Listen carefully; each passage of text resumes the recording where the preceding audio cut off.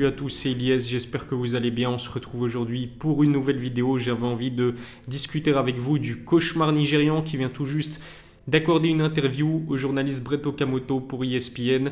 Une interview assez riche d'informations puisque Kamaru parle de son avenir, parle de la suite de sa carrière, parle de ses prochains adversaires potentiels et il y a du très lourd, notamment un certain Khamzat Chimaev. Ce qu'il faut dire aussi, c'est que Kamaru était sur une série de 19 victoires consécutives avant de s'effondrer à 2 reprises face au même homme, Leon Edwards, qui est aujourd'hui le champion de la catégorie des poids welter. Lors du deuxième combat, Kamaru dominait, Kamaru se dirigeait vers une victoire nette et sans bavure, j'ai envie de dire, sur décision unanime. C'était avant de se faire punir par le high kick de Leon Edwards et un magnifique KO. Le KO, on le sent, on l'a ressenti. D'ailleurs, Kamaru l'a avoué dans cette interview accordée aux médias ESPN. Il le trottait encore dans la tête. Il avait encore des doutes. Au moment où il est rentré dans la cage, une troisième fois face à Leon Edwards, seulement quelques mois après avoir encaissé le premier KO de sa carrière, on l'a senti un petit peu hésitant et c'est tout à fait normal. On sait que Kamaru, c'est une machine, que ce soit une machine physique mais surtout mentale. C'est vraiment un combattant qui est très fort mentalement, qui est doté d'une psychologie assez particulière, un peu comme les plus grands athlètes de la planète. C'est un combattant qui est doté d'un esprit de compétition qui est vraiment exacerbé. On sait que Kamaru, tout au long de sa carrière, il s'est blessé à de multiples reprises, notamment au début de sa carrière, lorsqu'il était lutteur. Il l'avoue avec beaucoup de franchise, beaucoup d'honnêteté, son genou a sauté. Son genou n'est pas à 100%, à tel point qu'il n'est même plus capable de courir, Kamaru Usman, qu'il a énormément de difficultés à monter les marches des escaliers. Ça ne l'a pas empêché de punir la majorité de la catégorie des poids welter, le top de la catégorie des poids welter, Tyron Woodley, Colby Covington, Masvidal, j'en passe. Alors certes, à un moment donné dans sa carrière, ça ne l'a pas pénalisé, mais aujourd'hui ce qu'il faut dire, c'est qu'il a 35 ans, Kamaru. Bientôt 36, dans quelques jours il va fêter ses 36 ans. Il est passé par des guerres multiples et nombreuses tout au long de sa carrière et je pense que c'est en train de vraiment payer, malheureusement pour Kamaru. C'est pas un surhomme et à ce stade avancé de sa carrière, il va avoir de plus en plus de mal à préserver son niveau et à rivaliser avec le top de la catégorie. Justement, il se trouve dans une position assez particulière, Usman, et quel prochain adversaire est-ce qu'on risque de voir Kamaru affronter à l'UFC? Les adversaires, il le dit lui-même, ils ne sont pas nombreux à être potentiellement intéressants pour la suite de la carrière du cauchemar nigérian, dont l'ambition principale est sans surprise de pouvoir remettre la main sur sa ceinture, qui pour l'instant appartient du coup à Leon Edwards. Ce qui est sûr, c'est qu'un quatrième combat, une quatrième opposition contre le Britannique, elle est écartée. En tout cas en 2023, je doute qu'on puisse voir ce combat se faire. Et puis, il faut dire aussi que Leon, il a déjà un adversaire programmé pour son prochain combat qui ne se fera pas en juillet à l'UFC Londres, comme c'était prévu initialement, mais un petit peu plus tard dans l'année. Et cet adversaire, c'est bien sûr Colby Covington. Toujours dans cette interview accordée aux médias ESPN, Kamaru il nomme 2 adversaires potentiels qui l'intéressent énormément. Et parmi eux se trouve un certain Khamzat Chimaev. Alors, c'est plutôt osé d'entendre Kamaru Usman dire qu'il a envie d'affronter Khamzat Chimaev, parce que Khamzat, c'est une terreur. Si ce combat s'était fait il y a quelques années auparavant, lorsque Kamaru était encore champion,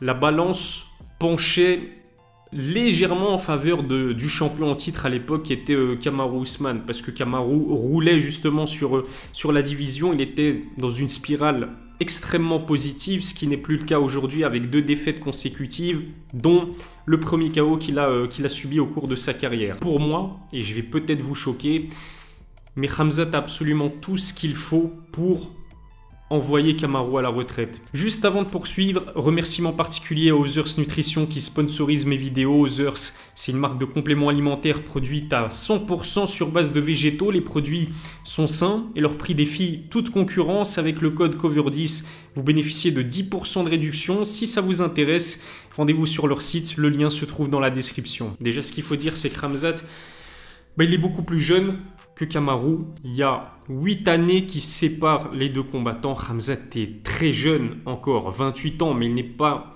jeune uniquement dans l'âge, il est aussi jeune dans un octogone, 12 combats seulement professionnels, ce qui veut dire que physiquement, il est quand même bien plus en forme que Kamaru Usman, qui est passé par de multiples guerres, comme je vous le disais tout à l'heure, et qui physiquement est loin d'être à 100%. Khamzat, c'est quelqu'un qui est très agressif, très offensif lorsqu'il combat. Il a envie de plier les choses assez rapidement dans le combat. Ça tranche avec le style de Kamaru, qui est un diesel, qui est plutôt lent. C'était flagrant aussi lors de son rematch contre Leon Edwards. Il était trop lent, même j'ai l'impression, Kamaru. Qu'est-ce qui va se passer s'il se retrouve face à un adversaire comme Khamzat, qui stylistiquement parlant peut lui poser des problèmes parce qu'il est extrêmement fort en lutte offensive, lutte défensive. Bon, on l'a jamais vu parce que personne ne s'est osé à essayer d'emmener Khamzat au sol. Son grappling, aucune comparaison possible avec le grappling de Kamaru Usman. Est-ce que Kamaru, même si on sait que le Nigérian est doté d'une défense des amenés au sol extraordinaire, mais est-ce que Kamaru sera capable de stopper la lutte offensive de Khamzat Chimaev? C'est vraiment une question que je me pose. Et puis, s'il se retrouve au sol, est-ce qu'il sera capable de défendre les tentatives de soumission de Khamzat? On sait que Leon Edwards a non seulement réussi à amener Kamaru au sol lors de leur deuxième combat, il a réussi à prendre le dos de Kamaru, et lors de la trilogie, il a été capable de défendre la majorité des amenés au sol de Kamaru Usman. Si Leon Edwards est parvenu à faire ça sur les 2 derniers combats de Kamaru, je vous laisse imaginer ce que Khamzat Chimaev pourrait faire, même si on le sait, comparaison n'est pas raison.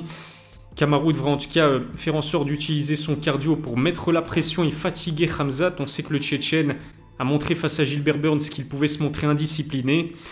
Il n'a jamais combattu sur 5 rounds, il a beaucoup moins d'expérience que l'ancien numéro 1 pound for pound. C'est jouable, mais ça passera avant tout par une défense des amenés au sol irréprochable. Après, face à un lutteur comme Chimaev et en connaissant l'état physique dans lequel Usman se trouve, ça risque d'être compliqué. Mais est-ce que ce combat va vraiment se faire? Moi personnellement, j'ai des doutes.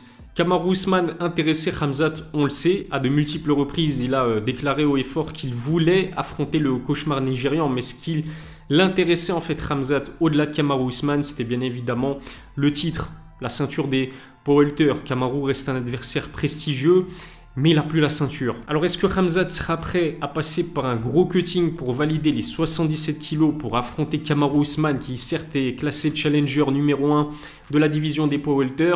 Moi j'ai des doutes, notamment quand on sait que Khamzat a eu énormément de mal à réaliser son cutting lors de son précédent combat où il était censé affronter Nate Diaz. Si en plus de cela il n'y a pas d'intérêt de title shot par la suite, parce que ce qu'il faut dire aussi, c'est que le futur de la division des welterweight, il est plutôt clair. Leon Edwards et Colby Covington vont s'affronter dans les prochains mois, et puis dans quelques jours, on a aussi un combat entre Gilbert Burns et Bilal Mohamed.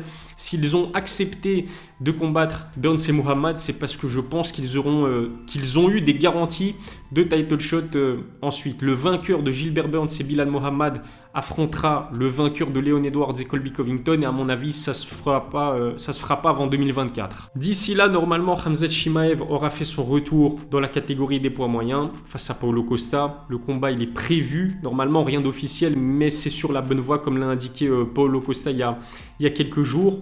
Combat prévu au mois d'octobre à UFC Abu Dhabi, et c'est un combat assez intriguant aussi pour Khamzat Chimaev parce qu'il aura en face de lui un Paulo Costa qui, physiquement parlant, est tout simplement gigantesque, plus de 100 kg hors compétition.